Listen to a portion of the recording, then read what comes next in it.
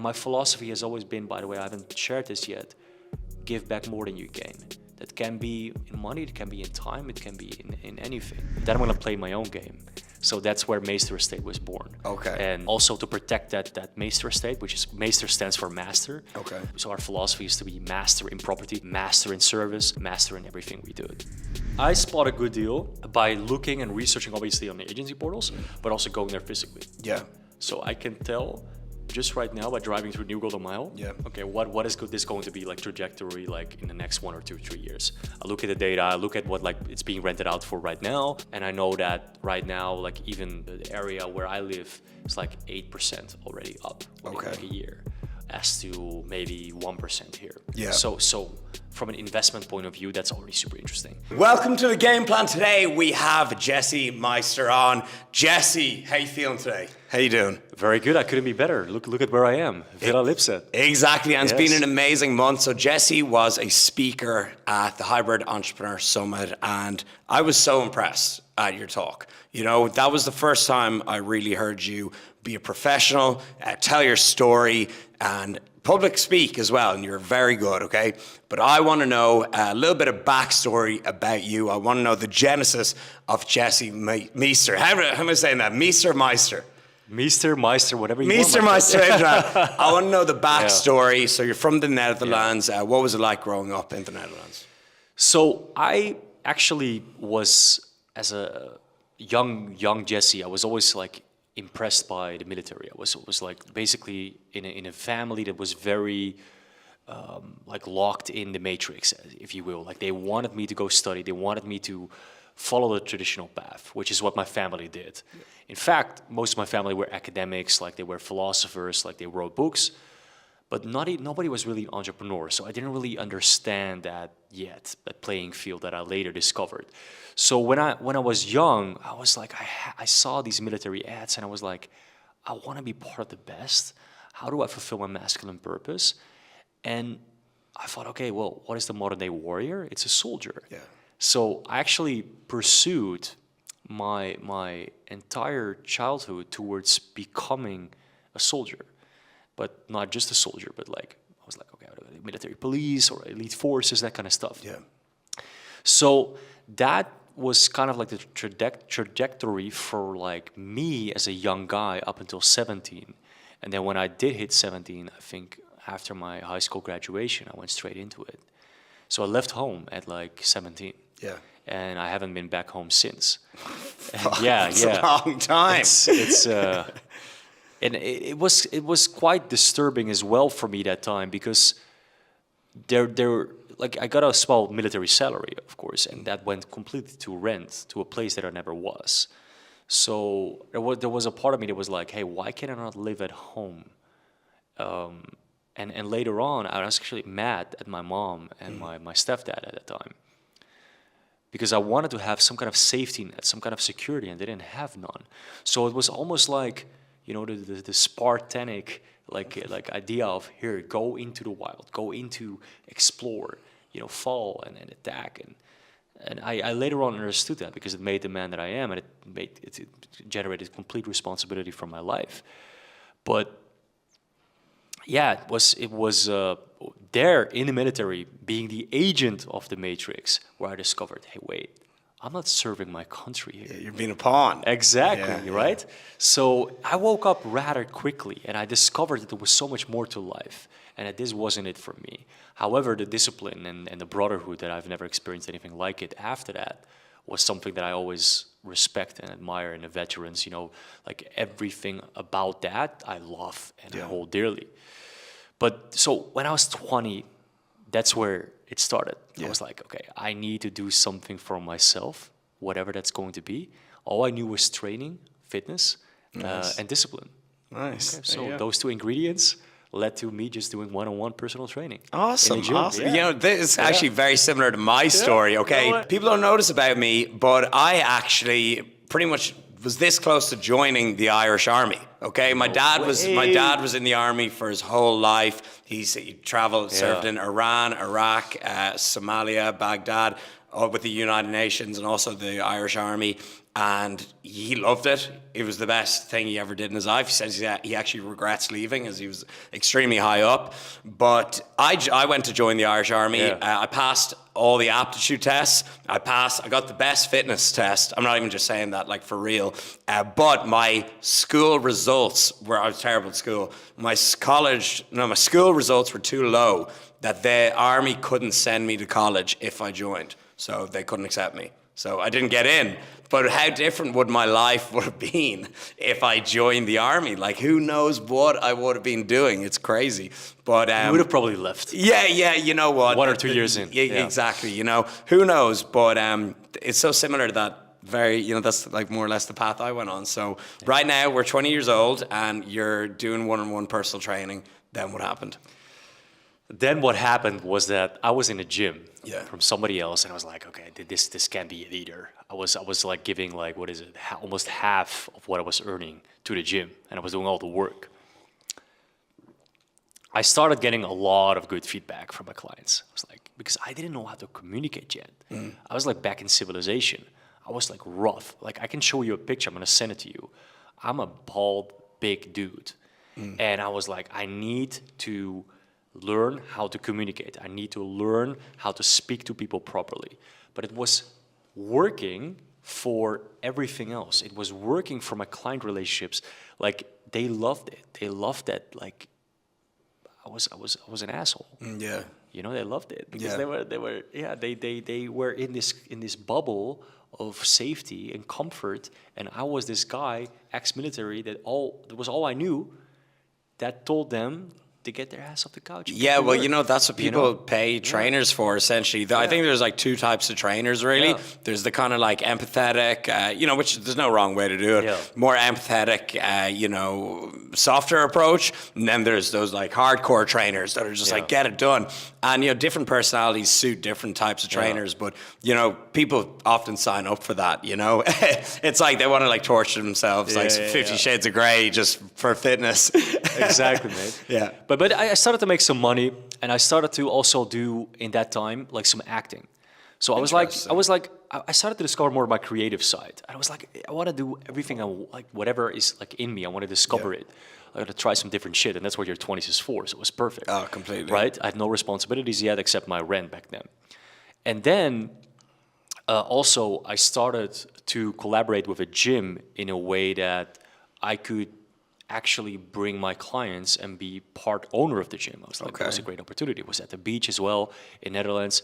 So I started to generate a team around me, and from that moment I was able to scale from the philosophy, Meester PT, it's still an existing page, body, mind, psychology. Okay. And that incorporated with the fact that we had a lot of clients that nominated me for the Dutch Fitness Awards with the highest rating in the city of Amsterdam. Nice. It's quite a competitive place to be. Yeah, your boy Marijn in there as well. Yeah, No, Marijn is actually the south. Yeah, it was a Nijmegen. Yeah, Nijmegen, Yeah, that's it. Yeah. So that was like, bro, like that was my start and coaching, and I still coach, but now, so this was what happened. Like, I did drama school acting, I did some acting on the side, so I didn't have the time anymore to be one-on-one on personal training. So then I was like, okay, how can I really scale this? How can I really build a business and help as much people as possible? Okay, don't be one of those self-proclaimed coaches, like that say they're an expert. I want to be a psychologist. So I started studying like at university, doing a full-on like applied psychologist. Bro, I'm like, no, I'm not learning kidding. a lot about you. Like, we spent a lot of time together this month, but I'm just learning a lot about that. So wait, okay, right. So you go to study psychology. Yeah. What college? What course? I graduated as an applied psychologist. Oh man, see, I didn't graduate. I'm a self-proclaimed business guy. I couldn't even finish business college. But so you do psychology. Yeah, and you actually finish because I knew that fitness was just like one side of the spectrum, and I also felt that I was being surrounded by, I think, a certain type of energy that was pushing me into a bodybuilding direction, or like, very extreme. I was like, no, there's so much more to it, man. And I was like, this is really about the mind, and I started to discover it more and more. So I did that. Was it the best decision that I could have made? Maybe not. If I look back now in hindsight, I could have, if I had the discipline to do the self-study, learn a lot more about the mind and psychology. I agree. Because what university really does, and same for psychology or anything, it teaches you how to diagnose, it teaches you how to put people in boxes. Okay, but then what? Okay, so you have a diagnostic statistic manual, which is basically the Bible for psychologists or psychiatrists. And that is a group of American Psychiatric Association, and they basically determine what is a psychological disorder and what is not. Okay. So basically you label people. So it's very narrow-minded, and I was like, okay, I don't want to continue this study, but at least I'm now so far, at least I want my bachelor's degree, and then we see from there what I specialize in. So I did that. But I have to say, Rob, like, when I started doing, like, I basically merged it, like, from physical business, which was still happening with my team, to then online. Yeah. And that's where, because of the following that was growing with the acting on the side, that was, like, going really well. Okay. And that's also the moment where I understood personal branding and the power of it. Nice, yeah. Just you know what I mean? I got a few bits in there about your personal brand, because you've built something huge. But before, I want to go through the timeline. So, right, we did the fitness, we did the psychology, which is so impressive. I didn't know that about you. And then you also did some acting. You were on TV as well. So talk to me about your experience. You were on 90 Day Fiancé? No, before the 90 days. Okay, before 90 days. Bearsall, Single Life, some bachelor programs that I did here and there. A bunch of stuff. All right, tell us about your experiences on TV and reality TV. I've also been on reality TV myself, so we've been there. We've all been there. So tell me about your experience. Excuse me. Take a drink of coffee. Too many cigars. No, for real. I'm having a cigar break. Nice. Otherwise, I would have been smoking a cigar with you now. I do apologize. So no, I basically, when I did, my first gig was actually as a lifeguard in a Dutch series. Okay. It's like Baywatch style. Nice. Like super cute. Like it was, if I look back at it, I'm like, oh. It's like that Venice, was my first. Yes, exactly. Venice Beach. We got Nijmegen now. Exactly. So that was my first gig, and then I picked up. But and you know this as well. Like the TV in America and the TV in Ireland or Netherlands, it's a whole different ballgame. Oh man. In America, being on TV there is like you blow up from nothing to something. Like here in Amsterdam, you can be a celebrity, A, B-list, C-list, doesn't matter. They walk, nobody cares. Yeah. In America, I was there 1.5 years, I lived there. Bro, I'm walking there, pictures this. I'm in dinner. Oh my God, are you Jesse? No way. Picture. And it happens to me like globally sometimes because like a lot of the programs that I did were aired internationally. But honestly, the programs, when I started doing like reality TV in America, I didn't know what I was in for. I had no fucking clue. So what happened was, I just was like, okay, knew it was a spin-off. So it was not 90 Day Fiancé, because I think that's like an original, like where you go to America, you try to marry somebody in like 90 days. That was not the one. I was on a spin-off, which is where like you get to meet somebody, see where that goes. I can't talk too much about like the script of it or whatever, but when I was doing that, I'm like, okay, this is very interesting, very professional production. I see where this is going, but I didn't understand the game yet. I didn't understand that chessboard. So I was also just like naive and like, let me listen to the production. Yeah. And man, my life changed after that. Holy damn. Yeah, I mean, you have to understand, I woke up to like 300,000-400,000 followers. Yeah. And not really caring about social media as much before. So after that, I was like, okay, whoa. I started getting sponsorship deals, started getting invited, and I became extremely grateful. Because in fact, people were like, oh my God, do you like have any bad experiences about it? Yes and no, of course. Like, am I happy with the fact that they maybe not display everything correctly in the beginning to somebody who has absolutely no clue? Yes, of course. However, you sign the contract. You know that they can do whatever they want. Yeah. They can now do deep fakes. They can do audio drops. Man. They can push you however they want. They can script it whatever they want. That's what you do. So as a professional, I go with it. What's really important is what you do after with it. And that's where I built the biggest community on the entire franchise. I have done, and you can look back on my Instagram years ago, done meet and greets. Like, book signings, all kinds of crazy stuff. Like going when Hurricane Michael happened in Florida, I went there with the mayor. We donated money. Like I wasn't even an American citizen, but I was so grateful for the American community and how much love they have given me that I wanted to contribute. And my philosophy has always been, by the way, I haven't shared this yet, give back more than you gain. That can be like in money, it can be in time, it can be in anything. So I always wanted to spread that. And being in America and receiving so much love and having that change my life, I felt like I need to give back so much more. So I did like from like literally veteran homes to like Hurricane Michael back then when it happened, visiting that site, brought my camera crew, like wanted to document it, like generated a bunch of money through my social media. We were super grateful. Veteran homes, obviously talking about that. So all those things were part of that. Yeah. And that's where the community saw, okay, this guy, now we see the true Jesse. Yeah. You know? That's so funny. Which is completely opposite. Yeah. So, you know, right, what you said, you Yeah. struck a chord with me there when you said it's about what you do afterwards, okay? And so I went on the show Love Island in like 2017. Bro, so I was in there for like 3-4 days. You know, I wasn't in there from the start. You just thrown in.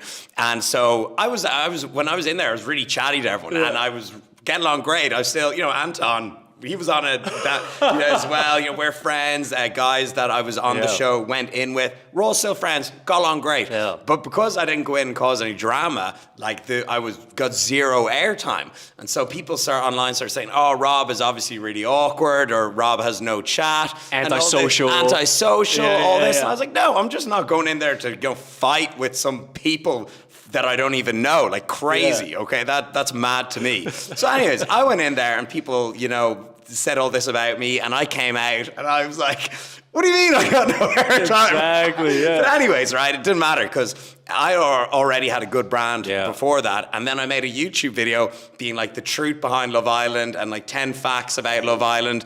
And it's a great show. I said nice things about it. But so that video got 1 million views and I got tens of thousands, I think 100,000 subscribers on YouTube for that. Then my Instagram again, you know, went up like 200,000 as well. Crazy. And this was the UK? This is the UK one, yeah. And so I was on the show for like 10 seconds, but I still managed to get, you know, a huge audience from that because of how I played the game afterwards. And a lot of people, like, you know, they go on Love Island and they'll get a big following, but then when they come out, they don't really do anything, you know, or provide much value. They don't do podcasts, fitness videos, give life advice.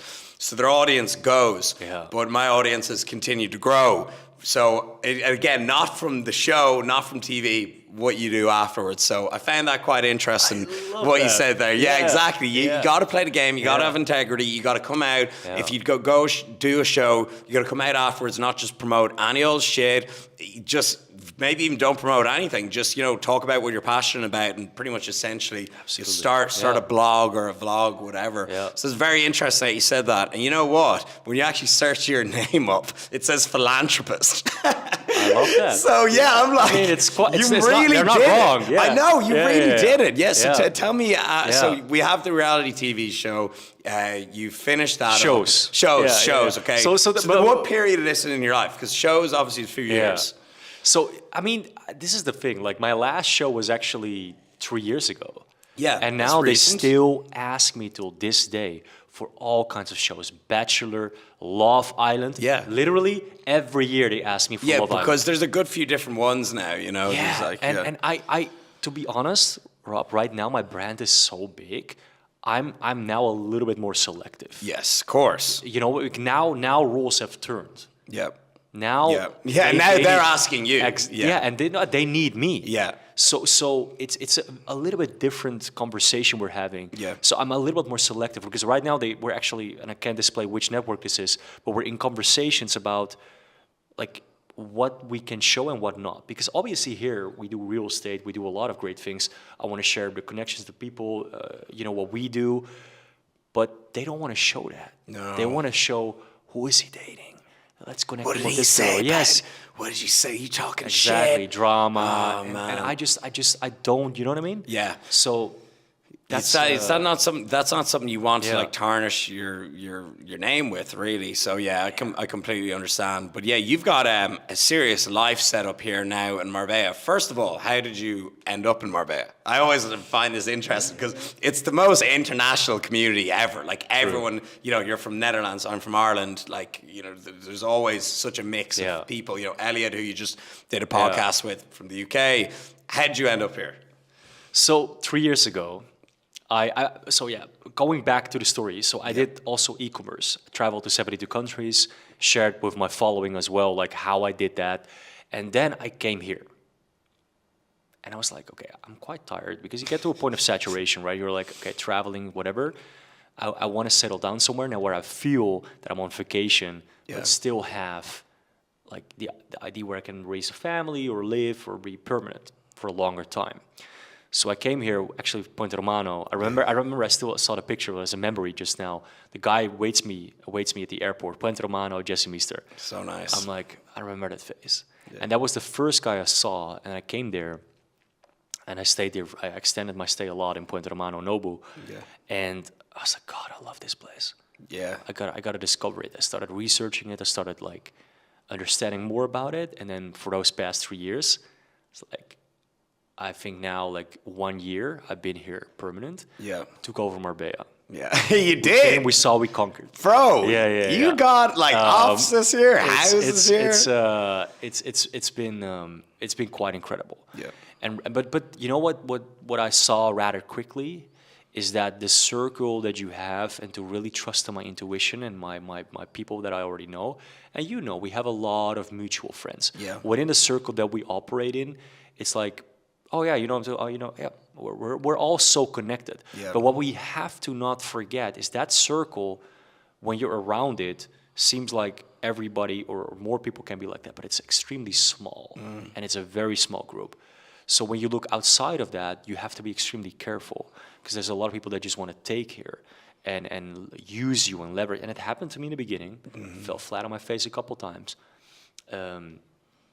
and right now, I know exactly who to deal with, who not to deal with, and I've been rewarded by having the best connections, the best like whether it's here or even globally, right?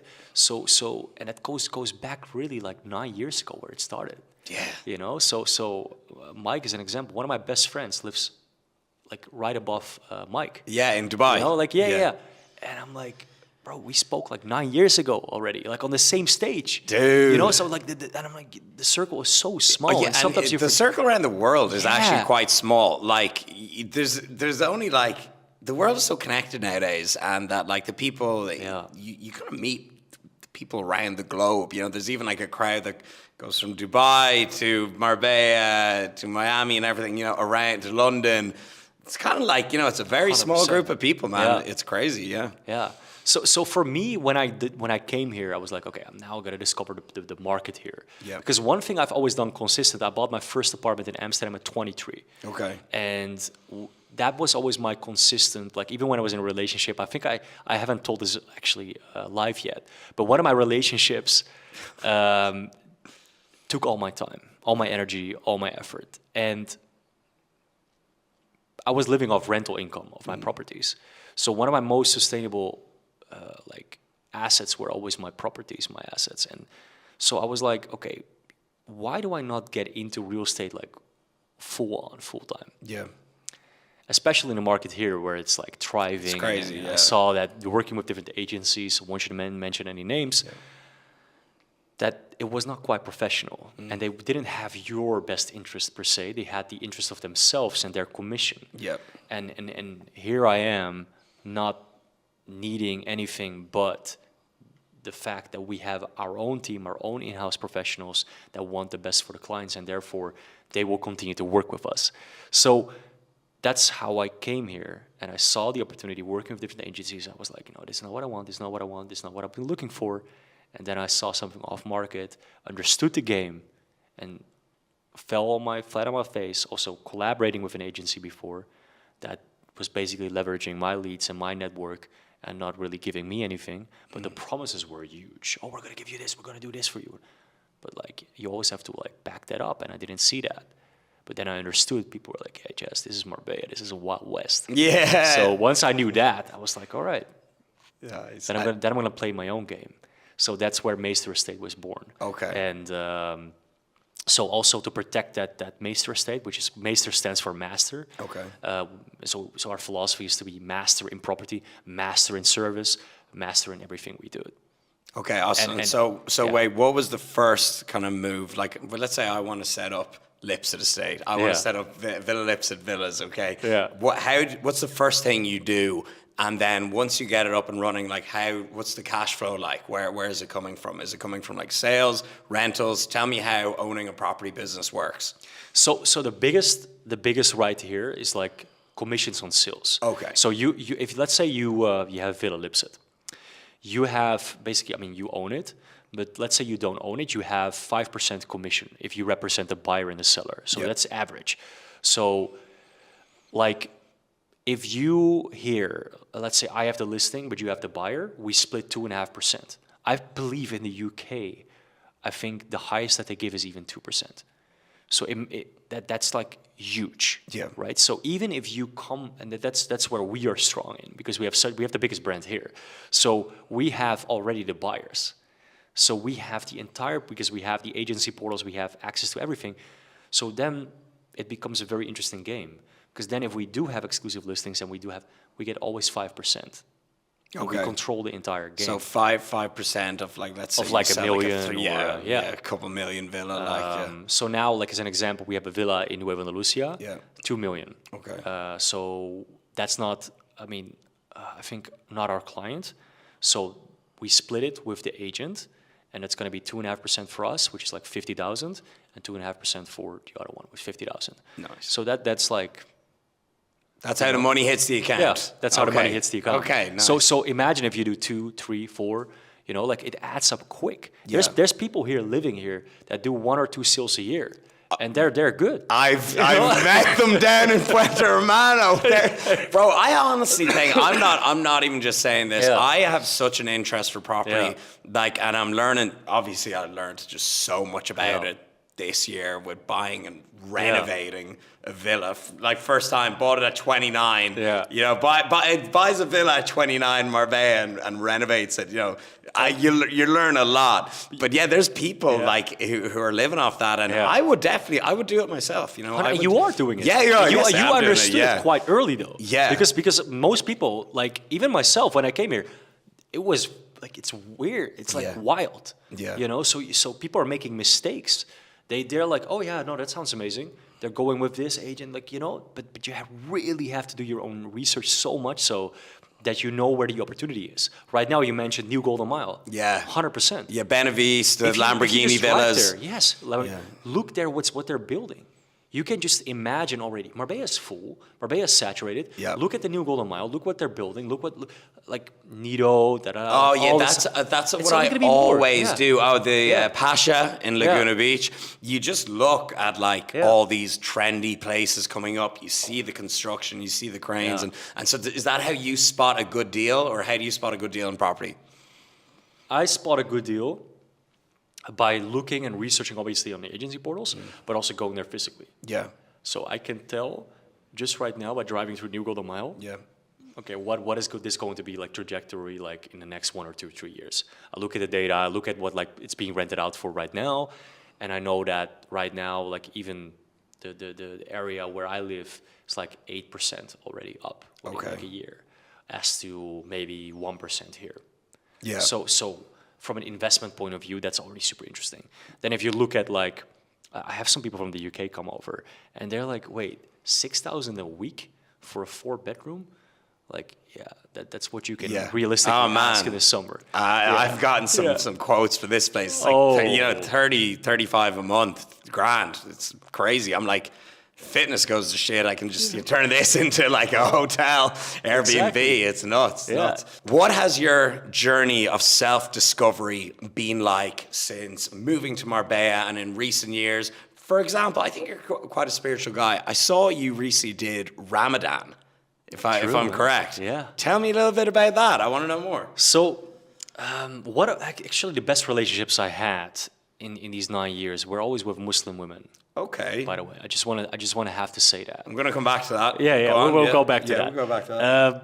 And I did like here and there like a week of like Ramadan. And I always done fasting. In fact, Yeah, me I haven't too, even told you, always. I did a book like on intermittent fasting because that was the number one success factor for all my clients to be better in body, mind, and spirit. So I was like, okay, I need to have that book, sell it to my people. We sold out again, so I have to get a new batch. Yeah. But we still have the ebook online. And basically it taps into applied psychology with intermittent fasting. So going back to like the fasting, I was like, okay, well, Ramadan is different in the fact that it brings like you closer to God, it humbles you, and you're also not going to have water. That's the part I couldn't do, you know, because I love fasting. Yeah. Like I do pretty much 4 or 5 days out of the week. I won't eat till like, 1 or 2. Yeah, I even love training fasted. Yeah. That's one thing that people, are really on the fence about. I love just pre-work, loads of water in the morning. I get up, get hydrated with electrolytes, sodium, tons of water, pre-workout. I'll go to the gym and I'll feel sharper training fasted. I'll feel lighter on my feet. Like if I have a massive breakfast, I can't do 5 pull-ups. Like I'm dead.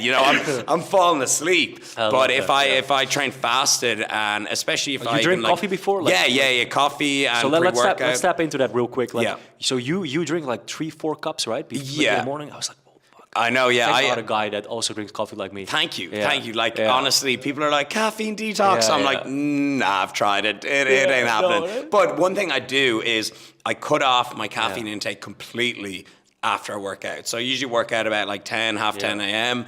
And then, I'll finish up like midday, and then no caffeine after that at all because it'll affect my sleep, But in the morning, I'll slam it down, But fasting is something I love doing as well. Obviously, if your body composition is concerned, it's about what you eat in the entire day. But I think a lot of people, they eat more than they need to in the morning, generally speaking. But it's okay, back to this, right? So you started doing Ramadan, you liked it tests your discipline.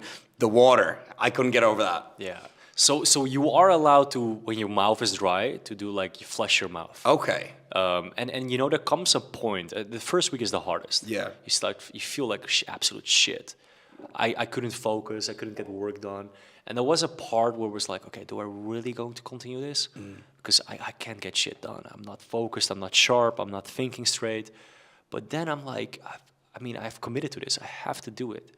My body has to adapt.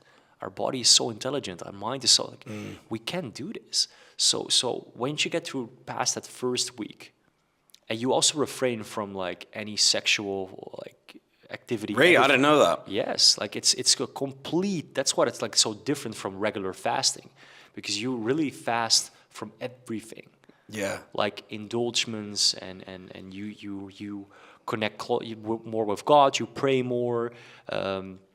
Obviously you read the Quran more. I actually got the Quran to also understand it because I read the Bible. Yeah. Never really read the Quran, and I see there's a lot of similarities there. So that was a very profound time for me where I rediscovered myself.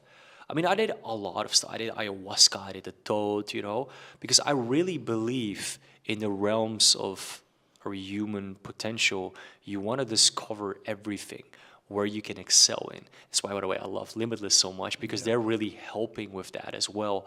And I want to do that. I want to go into self-discovery. I want to be vulnerable. I want to just see where I can excel in. And a lot of it is just also spiritual realms and like subconscious. Okay, so when I was in Colombia, I've been to Colombia like 3 times. I connected with the shaman. I felt really trustworthy with it. I did the whole ceremony. That was also, to be fair, yes, like Ramadan like helped me in a lot of different ways. But the most profound and life-changing experience I had when I did ayahuasca and when I did the toad after. The toad? The toad is like the God molecule. It's like 10x of what ayahuasca is. Wait, do you lick a toad? Or like Homer Simpson in that episode? Like, it's almost like that. So they take how do you take it? Have you listened to the podcast with Mike Tyson where he says like, so Mike Tyson Yeah. was always the most vicious man in the world. Yeah. He's now become the most loving. I've most wise. listened to that one. Yeah, I've listened to So it. he explains it so perfectly, and I was like, when I listened to that, I'm like, that's exactly like the perfect description of it. So the shaman gives you like a pipe, and it's like the venom from the frog is in there, and it's like so high in DMT that it basically you have a full on dying experience. Yeah, blows and your mind. It's like scary. It's like frightening because you're dying. So you feel, you see, you connect with, you see God, you see death, you see that.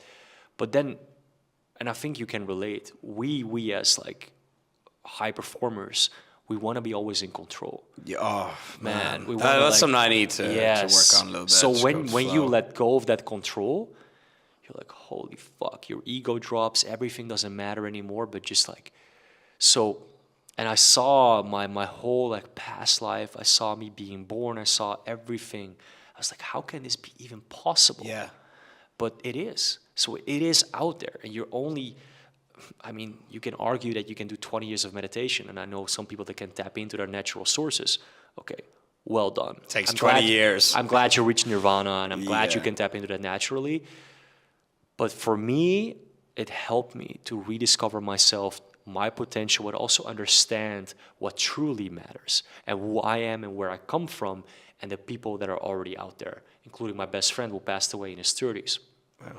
And who actually encouraged me to travel to 70 countries because he said, you got to live now. That's nice that he left you with that. You're not promised tomorrow. Go fight. He said this, he was sick, he was dying. He said, I don't want to die, but I have cancer, I'm going to be dying. I said, Jesse, I fucking love you, but if I'm not going to be here, like, listen to me, man. Like, you don't know till when you have. I didn't expect this. I still wanted to have kids. I couldn't have it. And that touched me so much that when I was, in my mid-20s, I made some money. I was like, okay, well, I can like skill it more, or I can just like go like travel, explore, and learn and work as hard as I possibly can while doing so. So this whole thing of like remote working and having offices all around the world, it's very real. It's very possible, even till this day. Yeah. Like e-commerce, I can show you the results. It's very possible. Dedicates a lot of time and work. But if you have the right team around you and you have the right backups, if your PayPal gets blocked, I can talk to you all about e-commerce. Those were my first speaking gigs. Like, and that's also how I met Luc Belmar. Yeah. Follow him, Yeah. So, and that's when we were both like in e-commerce. We were both like making some bags. Yeah. And then, so I went through all that. But wait, I want to know more about the ayahuasca. Oh, yeah, So this is something that interests me a lot. Okay, I was going to do it in Tulum, but I was like, maybe this is fake shaman. Like, I don't know, maybe this is some guy on the have a good street, feeling. just like, and apparently it's like the time has to be right, and apparently like the situation just kind of happens. So like, how did you end up in Colombia, and how did you decide you're like, I'm going to do this super powered ayahuasca? Well, my ex was Colombian. Okay, So nice. that helps. Yeah, And you're a man of culture. Oh man, tell me about it. So she was very spiritual, and I love that about her actually. And she connected me with that shaman. He said, like, he's the best here. Like, So we did it there, and you're both on your own. Like you're not doing it together. It's your own spiritual path. It's your own journey. So you have to let each other be. You're gonna be in that ritual. You're gonna see people like scream. You're gonna see people do weird shit. But like, because you're still there. Like during ayahuasca, you're still present, but you're on your own journey with your own purpose and your own intention. But when you see that, what sometimes happens is that, like, you might distract yourself and focus on the other person, but you got to let that go. You got to maybe walk, or you got to do what you feel is right. If you just want to lay and you just want to like go introvert, or you want to puke and you want to have the purge, you let it go. Wait, what room Yeah. are you in? Like, I'm visioning It's like in I'm nature. visioning like a Yeah. nest, like in the jungle. Like where? What, Yeah. What, is it in a building or? It was like in a finca. Like Oh, a finca, okay, yeah. It was like there was nature around. I think that's honestly. Yeah. I would recommend anyone to do it like not in an apartment. Yeah, But like because definitely, I'd freak the fuck out if I was doing it in here. Here, as long as you have, I feel you want to connect with nature in some way, and because Go ahead and jump it's in the not pool. it's not as scary, if you will, as the toad, because the toad you're actually gonna die. Oh my God. And that's very profound. Man, I don't know how I'd handle it. Like, I'm always Yeah. like, would I lose my marbles completely, or would it be good for me? Maybe it would. I think be it's good for about me. intention. Yeah, yeah. You know, even the shamans say that if you go in there with the right intention, then that's what you're gonna get out. Yeah. And the medicine, like she's gonna show you what you need. Yeah. And that will help you also to understand things and also process things better and help you understand like people and the world and how things work and what's really important, what's really valuable. Yeah. Like when I got robbed in Barcelona as an example from all my jewelry, my watches, like when I did the e-commerce thing, Yeah. did a photo shoot there with my team, I got robbed. How'd you get robbed? Like whereabouts? Like literally face in to Starbucks. face or like? Starbucks. So I was with my team. I said, you know, I love coffee. So who else wasn't with another coffee? I have my bag, and it was the only day that we were shooting, like my jewelry collection. Yeah. And it's a part of it is still on my website jessemeester.com, which is a separate entity. And what happened is that obviously we were followed the entire day, and then the moment that you didn't watch, the moment that you were vulnerable, and you literally look away for 1 second, it was gone. What? And you have to understand, I was 25, 24. Yeah, Barcelona so that did was the all best I had. at it. Yeah, Yeah. but that was all I had. So you have to understand that I invested every single thing I had Yeah. in jewelry, in gold, in like diamonds. So I couldn't believe it. And I had so much emotional attachment to that material, to that stuff, that it broke me. I went into therapy for it, actually. Yeah. Because it was like 80, 90 grand. Yeah. And all in a backpack. Yeah. Yeah. And I was like, this can't be true. Like, you know. So you have to understand that you come back to back. I was I think in Amsterdam or New York. I was living, and it was. I had to go through that process and I kind of like detach myself and understand that. And that's also where I understood that even if you lose everything, if you have the right mindset and the right network, you are okay. Yeah, recently I heard someone say the only thing you have left is your mind. You know, your body, you can get injured, you know, and that's gone. You can get paralyzed even. Your material goods, be it a car, you know, a house, your jewelry, someone can just take that and it's gone. The only thing that you've got is your mind. So you've really got to look after it. And I've been thinking about that a lot recently, the last week. So, you know, it's not all about the gains. Absolutely. And I was actually, you know, also with Ellie, we were talking about this, and we're in a group chat with like for Joe Exotic, with like that's how I met like Tristan and Andrew. Yeah. We were like trying to like, you know, find a plan to get Joe out. Yeah. And and he said something like, when you look in your circle as well, of course you can have your own mind, and that's the number one thing. But also, who's gonna show up when you need your friends, when you need your brothers? Yeah. You know, like, and this is another thing that I want to tap into real quick, because we talked about Ramadan. Yeah. Yeah, I love how we go off on the biggest tangent ever. Yeah. So we're Ramadan now, we're like ayahuasca, getting robbed. Yeah, That's the free flowing. That's what a podcast is meant to be. Like, I have like these points written down, and we're just talking about like fucking toads and getting robbed and like detaching ourselves. That's how it should be, man. So go on. So you're talking to Tristan and So he said, like, and he said it as well, like in one of his videos. He said, when I as a Christian was in jail, I got no letters, I got no support. And when Andrew, he got so much support from the Muslim community. And this is something where I think whether you're Christian or not, you need to actually listen to that and be like, why is like this is so important? Like, why is that? Why is there such a big difference? And I think it has a lot to do also with we have lost sense of community within Christianity. Yeah. And we have basically become tolerant for everything. We have now LGBTQ plus creatures. Everything is okay. Everything is fine. Infinite amount of genders. And when everything is fine, then what do you really stand for? Yeah. So we have to, I think, take that as feedback. And you know, I'm a believer in God, and I believe that I lean a lot to Islam as a believer because of what I've been reading and studying so far myself and connecting with God. And we can talk, like, that's a whole separate podcast to talk about theology, but you have to understand the spectrums and the realms of like this conversation to see when shit hits the fan, who supports you, who's out there, who can you rely on. Of course, your circle, right?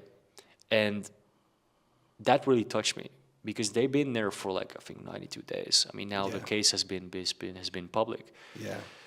But you have to, like, that shocked me. Yeah, that's a crazy one. And, that is definitely, it's kind of the last real religion. You know what I mean? Yeah. As you've probably heard it being said, like even nowadays, in Ireland, if you go to mass, go to church, people kind of make fun of you and stuff, whereas in other religions, they just don't, Yeah. And like I have a strange little journey with religion. So I was brought up like extremely Catholic.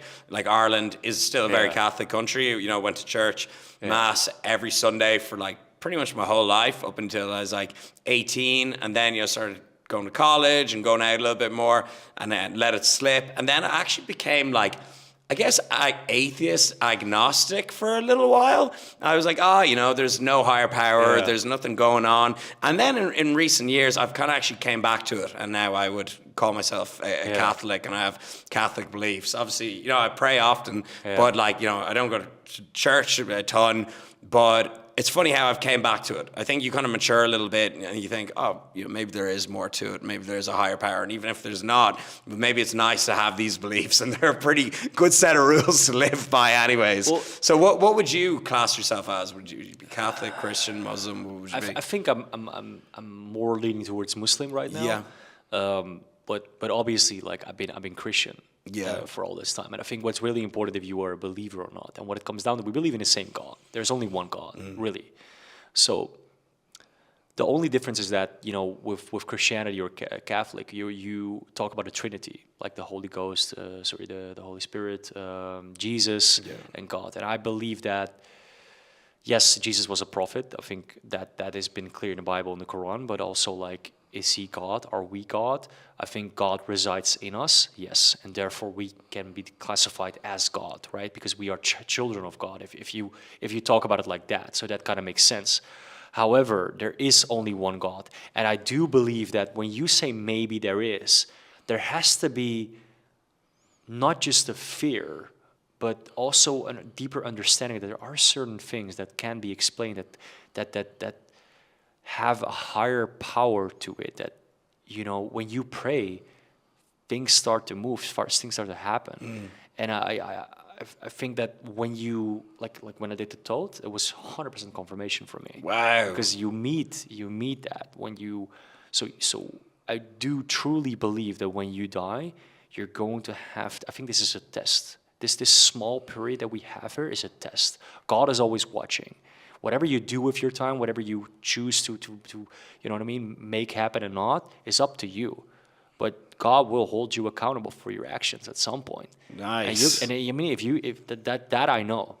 Yeah. But also I know that God is merciful. I also felt that God is very loving, and I also know that while we make mistakes, He will be there to guide us if we ask for Him.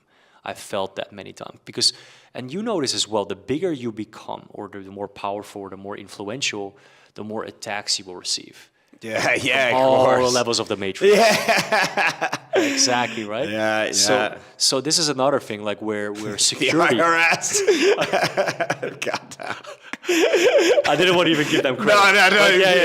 No. So that is one thing. And obviously also we have to understand that in our circle and the life that we live is extremely unique. Especially for the past 9 years, I lived without being a billionaire. I lived the life of a billionaire. Yeah. Like people ask me, what did you do during COVID? Well, with a bunch of friends, we rented a yacht for 3 months. I don't want to deal with none of that shit. Like that was fucking wild. Yeah, that was so ridiculous. I'm glad we can all say it was in now. Greece. I didn't even speak about it at the time. Like the whole lockdown thing. I was like, I'm not even gonna bother trying to convince anyone. I could not deal with it anymore. I was like, we need to get out of here. Let's just get a nice place in Greece, be there until things settle down a little bit. But the point is that when you have your network, when you have access, and when you can go to places and your world becomes a playing ground, and now this has become a playing ground, but you have to understand that it attracts a lot of envy as well. So people are going to be like, okay, that's also where I give a lot of coaching and helping people to understand that, whether it's travel hacks or whether it's like how do you get to the e-com or property. But there's also going to be a percentage of people that are genuinely desperate, that are genuinely in a bad place. And that's where, like, you become a prospect. You become somebody that can be a target, a target, and you need to protect yourself. And that doesn't mean that you have to live in a compound like the Tates. I mean, it is very much possible, of course. And I love how they live and how they do that with their family and their brotherhood. I love to live with my brothers in one place. I actually love what they do because it's inspiring as well. But the safety element is like, you know, and I don't know how you do this, but like, you need one desperate motherfucker, you know, at the wrong time, at the wrong moment. Like whether it was me being robbed in Barcelona, or you know, it happens. Yeah, I got my car window smashed in like a few weeks ago. Yeah. But that didn't even take anything. That was like, that's happened to me in Dublin like 3 times. First time's ever happened here. So I'm like, whatever. But yeah, it was obviously just someone desperate. You know, someone what I mean? Desperate, you know, and they want to make your life miserable so they can feel better about their life. Yeah. So. And that's also a thing about like Colombia. I love Colombia. But one of my best friends there went there, had a beer company, like employed people, local people, was super good guy, loving, you know, really was so good for the community, got shot. What? After like, 4 or 5 years. Why? Well, because wrong time, wrong moment, wrong person. Jesus. Yeah, and this guy was like like I said, most loving guy for the community, best guy. So that doesn't matter. You know, there's some evil people out there, you know. So yes, you need God, but you also need to protect yourself and what you have from attacks, from every single level of the matrix. And that's something that we also need to talk about, you know. So tell me, right, we've mentioned the matrix a lot now, and it's a bit of a buzzword these days, but I actually think it's a pretty good way to describe. So what I would It's a buzzword for a reason. It's a buzzword, obviously it's popularized by the Tates and all that, but what I've been talking about it for years, really. I've got like a video, like how to escape the system. It doesn't matter what you call it. It just means, for me, the way I define it, escaping the matrix, I actually titled my last YouTube video that. What I define it as just getting out of the usual, you know, go to school, go to college, get a job you hate, you know, marry a wife that you don't even like and have some fucking dickhead kids and then just fucking that you hate them as well and you live in this fucking house you hate in an area you hate and then you die and then you leave something to your dickhead kids. Exactly. The usual life cycle. It's just escaping that and living a little bit differently. So how would you describe escaping the matrix and how do you escape the matrix? Such a good point. And I touched on this, like I said, right? When you start the coaching, you're already helping people to kind of like escape in some way.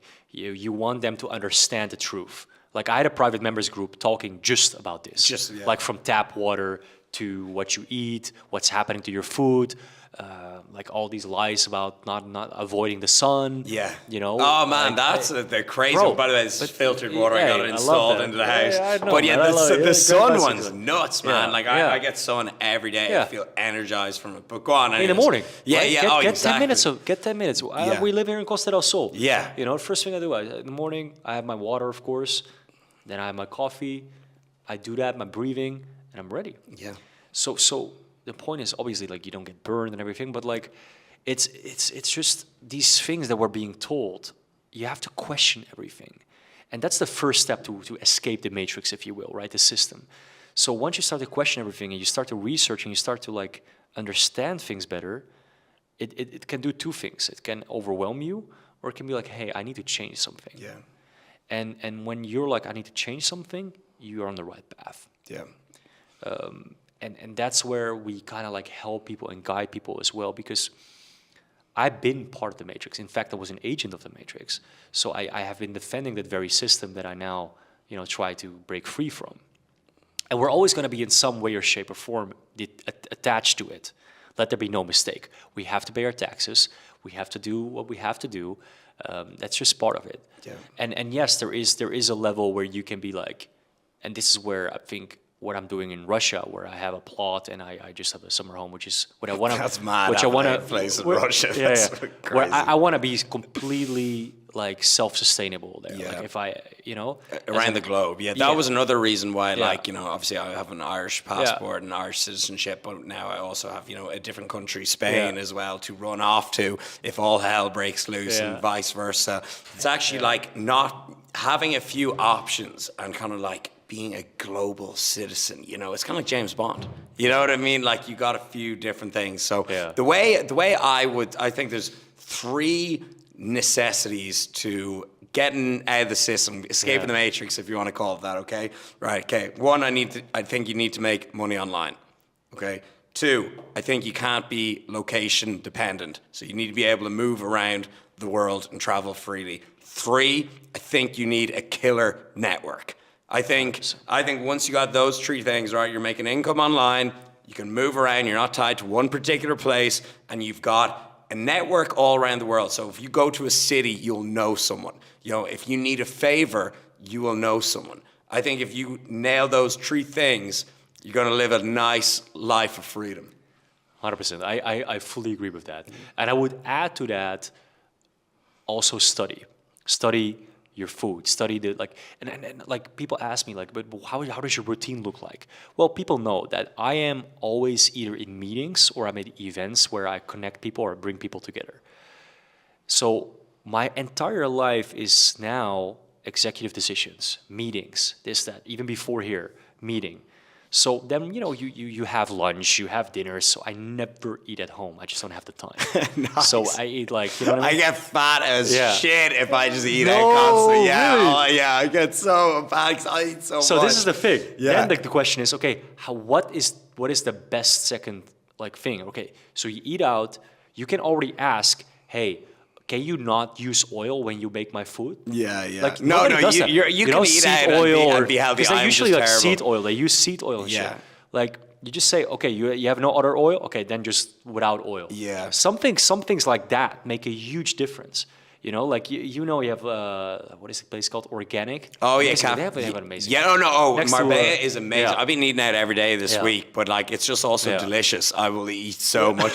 Like if I don't have like a liter of water and a bowl of broccoli with my meal, I will overeat. Like that is me. I'm just terrible at that. Yeah, you how many meals a day do you eat? You probably eat like very few. I try to do one, but usually it's like 2 a day. You do one, yeah, 2 a day. yeah. What's it called? That OMAD, 1 meal a day. Exactly. Yeah, that's actually a pretty solid approach for a lot of people. Like Yeah. I have a few clients that like they'll work, in really strenuous jobs, long hours, and I'm like, and they're trying to like carry all their Tupperware around and everything, and it's like it's just easier for a lot of people to just have one huge meal a day, and maybe a snack at other times. But And the benefits of that are extraordinary. Like longevity, focus, better skin, like all kinds of things. Like and even weight loss. Yeah, You know what I mean? absolutely. People they get to eat these So massive how meals. do you do that? Like because you just said like you've been eating out. Yeah. I see you enjoying yourself. Oh man. So like, how do you do that? So wait, we're back Yeah. to first of all, we went from Yeah, escaping no. the matrix to diet. No, but now. this is part of it. Yeah. Oh, so that is actually Because if you want to escape that matrix, that system, you need to You gotta be understand. healthy. You gotta be healthy. Because people don't even know what's in their water. Yeah. I see people that are like multimillionaires. They're vaping. Yeah, oh man, Like, that's the worst. I literally have a conversation with them. Like, do you understand what you're smoking? No, I don't. Yeah. Okay. This guy you met at the event, right? I told you about the guy. He's like, and I won't mention his name, but he's like, I'm like, bro, you are billionaire. Yeah. Like, but he's not interested in his health. Yeah, You know what I I mean? honestly think that's So- the most important thing in the world. Like I'm surprised I didn't even mention Yeah. my 3 points Yeah. because it's kind of obvious. Yeah. But it's like it's the number one thing. Yeah. Like imagine you asked a billionaire who was really sick and Yeah. unhealthy and bedbound, Yeah. and you said, would you swap everything you had to be perfectly healthy to feel amazing? They'd say yes. Yeah. Of course they would. What the fuck can you do when you're Absolutely, sick in bed 24/7? So for that just goes to show me Yeah. that it's the most important thing in the world. I'm So helping- that's why I'm actually yeah. in the fitness industry. Actually, I love is that. because of that. Yeah. That's literally the Yeah. reason. Because I would be in property or events Yeah. or whatever, some other kind of business endeavor. Yeah. If I didn't think it was the most important thing in the world, and I that's why love that's that, why bro. I can show up to Yeah. work for the last decade. Yeah. 'Cause I just think it's the most important thing, and it is. And that's a bigger factually purpose. speaking, it is the most Absolutely. important thing. That's the biggest purpose you can have. And I love that about you so much, because a lot of times, like, we can, when to be a billionaire, okay? And then what? Listen, for me, just being completely transparent, Yeah. well, I want 20, 25 million, I'm good. No, me too. No, I'm just like, I really don't aspire to be a billionaire. No, it's me not my neither. goal. No, I'm not just at like all. saying it right now. Like, and if that's your goal, amazing. I'm happy for you. My goal is to have as much impact, as much killer connections, help as much people as possible. I'm helping right now one of my good friends, also a high performer. He's like, I'm tired every day. I'm like, so I'm like literally like analyzing with him. Like, I'm like, hey, have you checked your water intake? Have you checked your coffee, everything, like your food? Right now, his sleep, we're looking at everything, and he's getting better now. His radiation, we don't talk about radiation. I have 2 phones. Yeah. It's not good. Yeah. Right? But I turn off the 5G. I make sure that, like, I have the 2 meter. All these things matter, bro. Yeah. Like, and if I look at locations, and right now, like Amsterdam and a lot of cities are terrible. They just build more and more 5G towers. I know. And- I'm not sure I buy into all that now. No, No, but I don't research think it. that's that bad, man. I've really? researched it. Yeah. Okay. No, I'm a bit of a conspiracy theorist. I Yeah. actually am, But I think there's a few things like, the seed oils, if you're like have a really healthy Yeah. diet, you're in shape. I don't think having a tea is going to make much of a difference, but obviously they're not great. Oil in Yeah. general is not very nutrient Yeah. dense, very calorically dense. The 5G, I don't know about that. It's a little bit David Icke, a little bit. There is research about it. Okay, I'm In fact, open-minded. if you look, I understand if you look at the why. disclaimer of your iPhone, Yeah. it even prevents, or it says, like, not to have it in your pockets. Yeah. And there's a reason for that, because obviously they already know Yeah. that the radiation that it gives, like, you shouldn't have it close to your skin.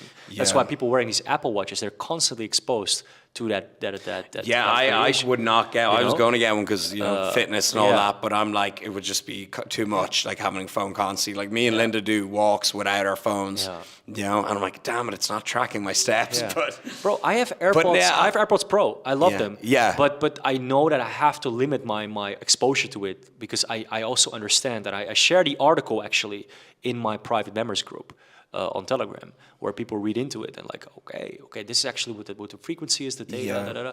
Okay, and now I can make calculations about, okay, this is what normal exposure should be daily, so I'm exceeding that by this amount, so that you can actually make that calculation for yourself. Yeah. I'm not saying, like, obviously I walk around with 2 phones. Yeah. But if you can limit your exposure to certain things, or if you know that you have a 5G tower right next to you, move out. You know what? I actually but saw it- something from. Yeah. I could be messing this Yeah. up. Andrew Huberman. It was like Yeah. he doesn't put his phone right beside his balls, like Yeah. because it can mess up with your reproduction and stuff. Yeah. I could be completely wrong there. Yeah. I have No, that's seen true. some stuff. I've yet to read into it and buy Yeah. into it fully, because it is a bit like very wacky, but it kind of does make but sense this as is well. the thing. It's kind of not. does make sense. You just have to. It's not wacky until Yeah. you research it. So Alex Jones, right? He Yeah. was just on a podcast with Patrick I Ben. just watched it. It was watched so it? good. Oh, I finished the whole yeah. thing. I just finished the whole thing. He's just Yeah. so entertaining, and it makes great points. He is the shit about Bohemian Grove. Fucking crazy. Now The that's fucked so, up thing is, he is like that, but he's so right about I things know now. he's been right about the most frogs things. that I know. turn gay. I that know. viral Yeah, video. yeah. That's so. People funny. are like, ha ha ha. Yeah, but it's right. If you look into it, like, It's- oh fuck, they are being feminized, like, because Yeah. of what the chemicals in the water. I know, man. Holy It's shit. so funny, You know? and like, but one thing I do fully believe in is that whole like Hollywood satanic, pedophilia thing. Well, that's just proven with like Yeah. even like Harvey Weinstein was Yeah. a fucking weirdo. Hollywood is weird in general. That Bohemian Grove thing. Do you remember when he interviewed the presidential advisor? I was like, oh my God, this is a weird world. I'm like, what the fuck? fuck is going on? People have these rituals where they're like burning an owl. Oh my God. It's honestly like something like an Indiana Jones movie or something. It's crazy, man. Perfect timing. Go on. Your favorite conspiracy theory? I don't want to say conspiracy theory Yeah. because I think the theories that actually a lot of like Alex Jones comes from, not all of them, of course, Yeah. but actually not theories, they're actually factually true. Yeah. And you can look, if you look into it, like I spend like an hour or two a day, which is not beneficial for my business, it's not beneficial for, but it's beneficial for me and my people. And Because for I your wanna mind to protect be them. open-minded. Yeah, and I want to protect them, I want to make sure that they're good. So if I read something, okay, let me research this. Okay, I hear things about Russia as an example. Like my favorite, you talk about conspiracy. Yeah. I love hearing what the West has to say about Russia because I've been in Russia. I have connections in Russia. I know what's really going on there from sources that I have there. So that's actually like where I'm like, oh, okay, yeah, Russia's invading Ukraine. Okay, wait, we're not talking about NATO expanding more and more. Therefore, Russia had an agreement that NATO wouldn't expand, but why are they continue to do that? So Russia, sees that as a threat. Yeah. They're expanding. Russia cannot expand. They have to follow up to all these rules. But meanwhile, NATO is expanding and putting all these like extra measures. So like there's a lot of things that are not being talked about. Yeah, I've been reading a lot. And I follow the whole situation closely there. I think that's quite an interesting one as well. I love 9/11. I absolutely love that one. That's absolutely that one is nuts. mine. I think that's like the OG conspiracy theory. Yeah. Like, there's just so insane. But if you say it's a conspiracy theory, you also say it's a theory. Yeah. But we have now so much evidence that it's not a conspiracy anymore. It's actually like factually true. Yeah. And there was a part of me that actually, before I did all this research, I was like, okay, it's a conspiracy theory. Yeah. But now it's like, okay, if you really dig into it, you're like, oh, it's not. It's actually, absolutely wild. Yeah. But the difference is that they don't obviously put it. It's impossible. You gotta dig for it. But like, yeah, man. Man, Jesse. We could talk about conspiracy theories for we hours, can tap man. into so many topics and just like dive deep. We're into doing it. But here we're gonna have to do round two. Yeah. Because we got some we got a few things we need to do. The builders are coming in now. But Jesse, I'm so grateful to have you here in Marbella as a brother. Like, honestly, because when you can move somewhere, you're like, oh, who am I going to meet? Like, who is my friend group going to be? Yeah. Am I going to, get in with the right crowd? And just having you here makes me feel more secure. And even like, so I was saying to Jesse before this, I was like, man, I need to push this podcast back a day. I've got so much on. I've had like the most stressful month ever. I've had people staying. I'm just constantly around people this month. And then I was like, oh, maybe I can't do this podcast. But just sitting here with you for the last hour, it's been like sitting with a friend, and I actually feel way better now. You really are a psychologist. Oh, man. Listen, Rob, I have great respect and admiration for you. I mean, the first time that I met you, I fell in love with your smile. First of all, your energy is exceptional, and I completely understand that a lot of times when we are around a lot of people, I'm the same way. I need to retract. I need to like have me time and just focus on like, okay, myself. So I hear you, man, and especially when you're around a lot of people. But what you're doing and how you inspire your community and how you bring people together is absolutely inspiring. I have great respect for you. I'm very, very grateful as well to have you as my brother here and to be part of the circle and share the kingdom of Marbella. Yes! There's a lot more to do, man. There we go, man. We're just getting warmed up. Big summer ahead. Episode 2 as well for us coming. Absolutely. My man. I appreciate you. Boom!